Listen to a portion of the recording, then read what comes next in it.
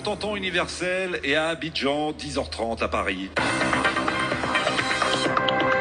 RFI vous informe. Bonjour Mehdi Medeb. Bonjour Juan Gomez, bonjour à tous. À la une des écoliers et les établissements trop souvent ciblés par des groupes armés sur le continent. La colère de l'ONU qui lance un vibrant plaidoyer aujourd'hui à protéger les millions d'enfants d'Afrique privés de scolarité. Dans l'actualité africaine, les sanctions à minima pour la Guinée. Pas de sanctions économiques ni de frontières fermées pour Conakry. Juste une suspension de ces instances. Décision de la CEDEAO. C'est l'affaire qui embarrasse la junte au pouvoir au Mali. Silence radio des autorités alors que l'ancien secrétaire général de la présidence, disparu depuis 3 jours, est finalement retenu pour motif inconnu à la sécurité d'État. La Côte d'Ivoire s'attaque à la haine en ligne. Le gouvernement ivoirien durcit les sanctions dans la lutte contre la cybercriminalité. Et puis, l'immense tristesse de RFI. On a appris la mort brutale d'un grand de cette radio, Amobe Mevege, décédé à 52 ans. Les enfants et leur scolarisation, très souvent victimes collatérales ou plutôt victimes directes dans les conflits. Voilà le tableau dressé par l'ONU vu la situation dramatique. 75 millions d'enfants privés d'école dans 35 pays du monde. Les Nations Unies poussées a décrété ce jeudi journée internationale pour la protection de l'éducation contre les attaques. On le voit au Cameroun, dans la partie anglophone. On le voit aussi au Nigeria voisin. Les kidnappings de masse visant les écoliers, les lycéens se sont multipliés cette année. Tout le monde a en mémoire l'histoire de Chibok, mais le phénomène s'est aggravé, Claire Fage.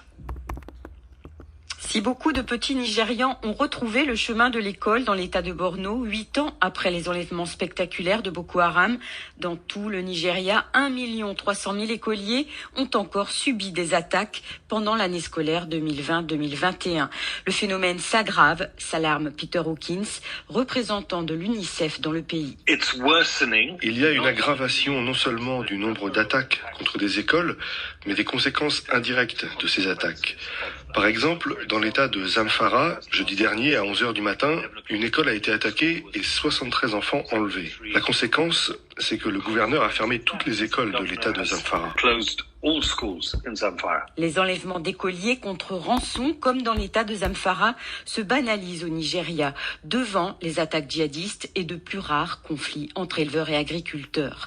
Le partage d'informations avec l'aide de la communauté internationale est nécessaire aux autorités nigérianes pour mettre en place des plans d'action État par État. Une des solutions peut être de multiplier les écoles pour éviter les concentrations d'élèves et les voyages longs et donc périlleux. Et c'est au Nigeria, Abuja, qu'aura lieu la prochaine conférence internationale sur la sécurité dans les écoles qui se déroulera du 25 au 27 octobre prochain. C'est ce qu'on appelle des sanctions à minima, à la différence du Mali après le putsch du 18 août 2020 où Bamako avait été sanctionné durement, frontières fermées, sanctions économiques, rien de tout cela. Pour la Guinée, hier, après un sommet virtuel de ses dirigeants, la CEDEAO, l'organisation ouest-africaine, a suspendu Conakry de ses instances. Un classique, en somme, après un coup d'État. Une condamnation pour la forme, Magali Lagrange. La communauté économique des États de l'Afrique de l'Ouest condamne le coup de force des militaires en Guinée. À l'ouverture du sommet, le chef de l'État du Ghana, Nana Akufo-Addo, qui assure actuellement la présidence de l'organisation, l'a qualifié de violation claire de la charte de la CEDEAO sur la bonne gouvernance. Dès dimanche, l'organisation régionale avait déjà condamné le coup d'État et brandi la menace de sanctions sans toutefois en préciser la nature. Les participants, 10 chefs d'État ainsi que les ministres des Affaires étrangères du Bénin et du Cap-Vert et le vice-président du Nigeria exige le respect de l'intégrité physique d'Alpha Condé, arrêté lors du putsch, ainsi que sa libération immédiate. Ils appellent également à un retour à l'ordre constitutionnel. La Guinée est suspendue de toutes les instances de la CEDEAO et une mission de haut niveau composée de la ministre ghanéenne des Affaires étrangères et du président de la commission de la CEDEAO est envoyée sur place dès ce jeudi pour évaluer la situation. Et lors de ce sommet, les chefs d'État de la CEDEAO ont aussi fait un point sur la transition transition politique au Mali. Examiner le rapport remis par le médiateur Goodluck Jonathan, l'ancien président du Nigeria après sa mission sur place. Celui-ci qui s'inquiète du manque de progrès quant à la préparation des élections présidentielles et législatives censées se tenir en février prochain au Mali. Un mot encore de la Guinée avec cet accident de la route qui a fait au moins 14 morts près de la ville de Kindia, à l'est de la capitale, d'après la gendarmerie de la ville contactée par RFI. Selon un officier de la gendarmerie routière, c'est un camion-benne rempli de sable sur lequel étaient entassés des passagers qui s'est renversé dans un ravin. Au Maroc, large défaite, une déroute, une claque électorale spectaculaire pour les islamistes du PJD. Ils perdent magistralement le scrutin qui se tenait hier. Le parti de la Lampe n'arrive que 8e. 12 sièges a priori seulement contre 125 lors de la précédente mandature. Le grand vainqueur est le parti de l'ami du roi Aziz Khanouch, l'un des hommes les plus riches du pays.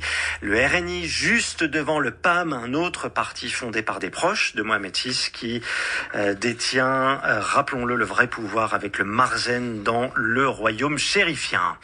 La cybercriminalité dans le collimateur des autorités ivoiriennes, je vous en parlais en titre. Le gouvernement a décidé d'en faire un cheval de bataille.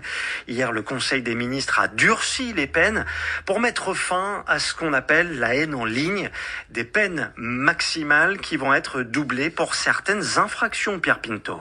En juillet, une cyberactiviste a été condamnée à 6 mois de prison, dont un ferme pour injure contre Simone Gbagbo. En mai dernier, une autre cyberactiviste avait quant à elle été condamnée pour avoir lancé un appel sur les réseaux sociaux à s'en prendre aux ressortissants nigériens vivant en Côte d'Ivoire. Peine prononcée, 5 ans de prison ferme. Ce genre de cas est de plus en plus fréquent au tribunal d'Abidjan et les peines devraient encore s'alourdir désormais. Les peines maximales, dans certains cas, vont être multipliées par 2 par rapport à celles prévues dans la loi de 2013 sur la cybercriminalité, a expliqué ce mercredi le porte-parole du gouvernement, Amadou Koulibaly. Sont particulièrement visés les comportements sur les réseaux sociaux comme les outrages ou invectives punis jusque-là de 5 ans de prison, tout comme les publications de nature à troubler l'ordre public. La peine devrait donc aussi doubler pour les menaces d'atteinte aux personnes ou de destruction de biens, aujourd'hui punis de 10 ans au maximum. Sont visés encore les propos de nature xénophobe et raciste. Les atteintes à la propriété intellectuelle comme le plagiat ou le piratage sont également visées par ce durcissement des peines qui vont aujourd'hui de 1 à 10 ans de prison et de 500 000 à 100 millions de francs d'amende. Pierre Pinto, Abidjan, RFI. Pourquoi l'ancien secrétaire général de la présidence malienne a-t-il été arrêté au Mali? La disparition de Kalilou Doumbia depuis 3 jours avait suscité l'inquiétude de ses proches et finalement on sait qu'il a été arrêté par les services de renseignement. La sécurité de l'État le détient, mais pour quel motif? Les autorités n'ont pas souhaité s'exprimer, David Bachet, alors que ce personnage, Kalilou Doumbia, s'était attiré les foudres d'Assimi Goïta. C'est lui qui avait lu à la télévision le 24 mai dernier le décret de nomination de l'éphémère nouveau gouvernement de transition, dont la composition avait suscité la colère d'Assimi Goïta, le président de la transition était alors vice-président, et le renversement, l'arrestation et la détention du premier ministre Mokhtar Ouane et du président Bandao. Secrétaire général de la présidence avec rang de ministre, Kalilou Doumbia s'était alors réfugié dans une ambassade. Juriste de formation, Kalilou Doumbia a quitté son domicile lundi en début d'après-midi pour l'université de droit de Bamako où il enseigne. Depuis, ses proches ne l'ont plus revu et ont même signalé sa disparition à la police. Mais selon les informations recoupées par RFI, Kalilou Doumbia aurait été arrêté par la sécurité d'État, les renseignements maliens, et serait depuis interrogé et détenu au camp militaire de Kati.